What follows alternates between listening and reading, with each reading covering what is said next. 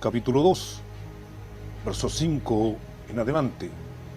Porque no sujetó a los ángeles el mundo venidero acerca del cual estamos hablando.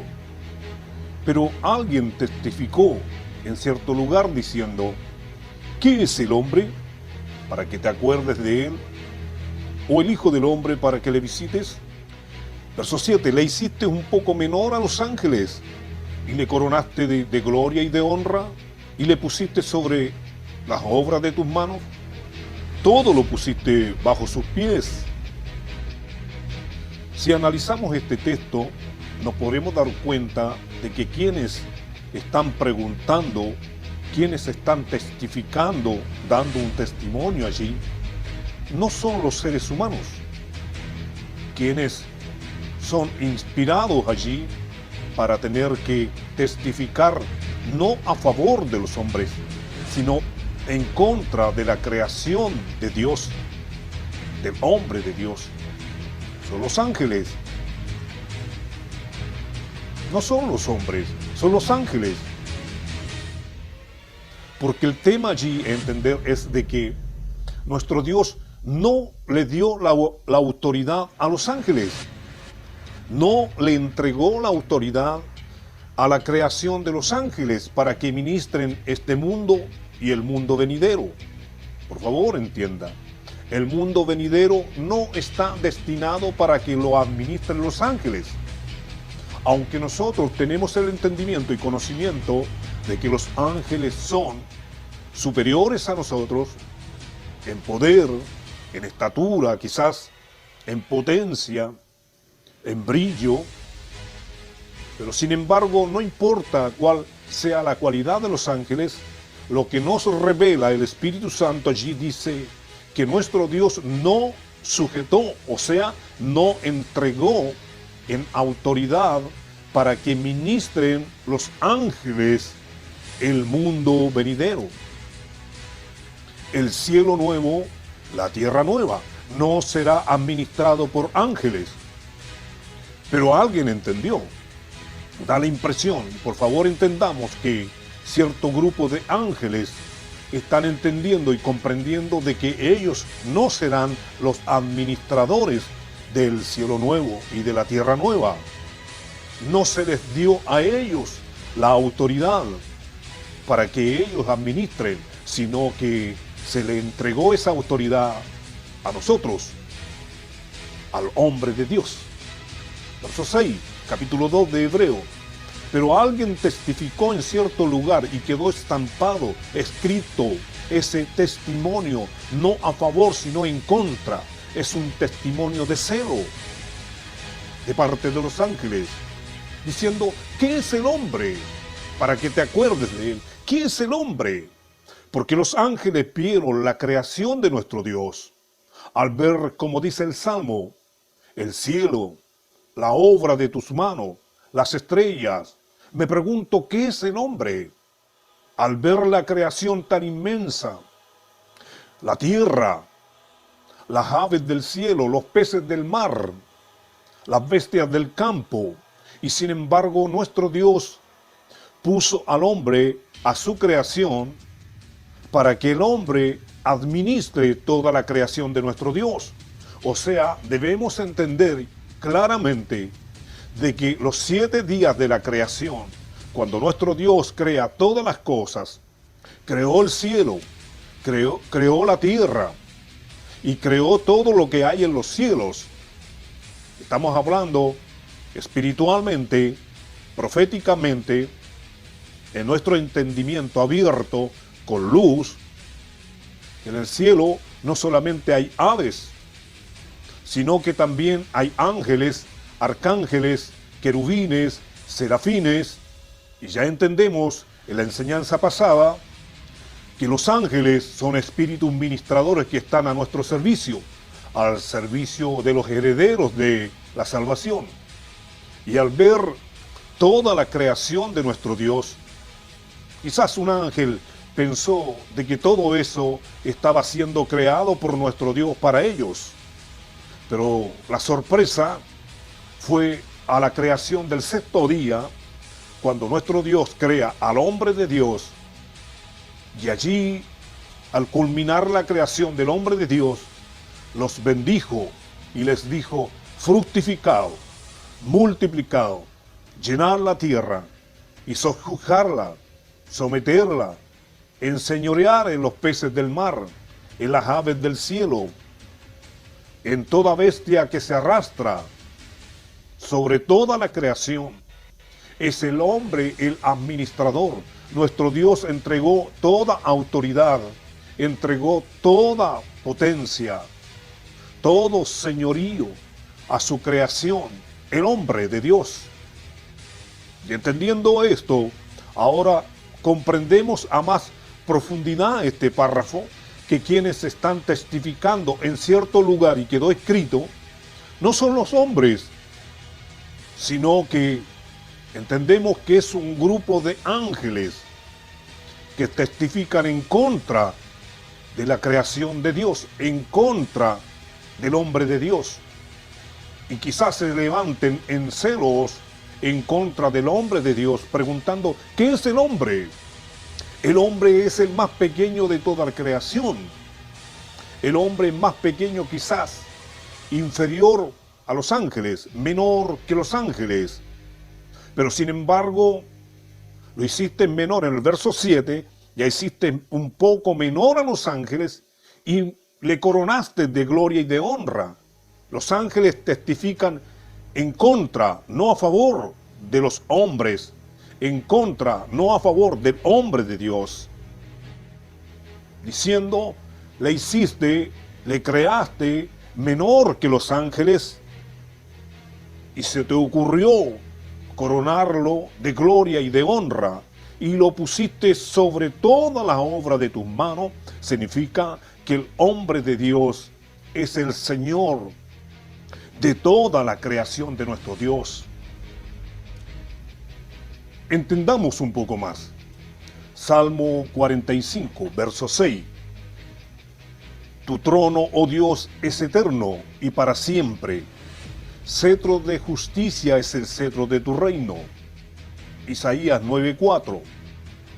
Porque tú quebraste su pesado yugo y la vara de su hombro y el cetro de su opresor, como en el día de Madián. Analicemos un poco estos versos o algunos términos. Madián, su significado aproximado, el más aproximado, es desacuerdo o juicio.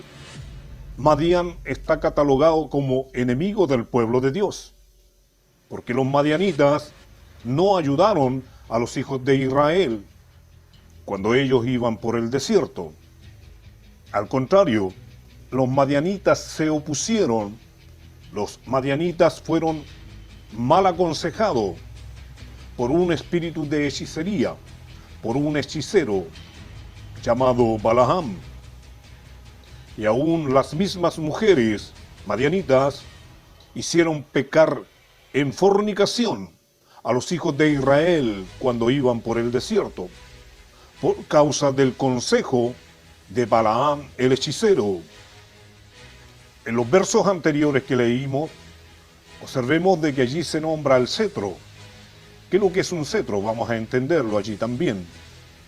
También se dice en Isaías 9:4, quebrantaste su yugo pesado, pero también dice la vara de su hombro y el cetro de su opresor. Veamos qué vara fue quebrantada. Los hechiceros normalmente usaban una vara. La vara, un palo de madera, que tenía la figura de una serpiente enrollada, que hasta el día de hoy se destaca como el símbolo de la falsamente llamada medicina. Es el icono de la medicina hasta hoy en día. Una vara con una serpiente enrollada. Es el báculo de Balaam. Es la figura, el icono de los hechiceros. Por tanto, debemos comprender en profundidad de que este Balaam, el hechicero, de alguna forma terminó hechizando a los madianitas, varones, y a las mujeres, para que se levantaran en contra del pueblo de Dios, el pueblo de Israel. Isaías 14, verso 5. Quebrantó Jehová el báculo de los impíos, el cetro de los señores. Entendamos un poco más. ¿Qué es un cetro? El cetro es la vara o símbolo de autoridad que muchos reyes han utilizado desde tiempos antiguos. Es el emblema de autoridad, normalmente una figura sobre el cetro, en el extremo superior. Ya vemos anteriormente que el símbolo de la hechicería antigua es una vara con una serpiente enrollada. Así también un cetro tiene una figura en la parte superior, y esta figura es ícono que representa la autoridad de su reino. Jeremías capítulo 51, verso 19. No es como la porción de Jacob, porque él es su formador de todo, e Israel es el cetro de su herencia. Jehová de los ejércitos es su nombre. Aquí nuestro Dios está diciendo de que el cetro, o sea, el instrumento que tiene en sus manos nuestro Dios, Jehová nuestro Dios, Yohei nuestro Dios, el instrumento que tiene en su mano, el cetro que tiene el Rey de Reyes y Señor de Señores, es su pueblo, llamado Israel.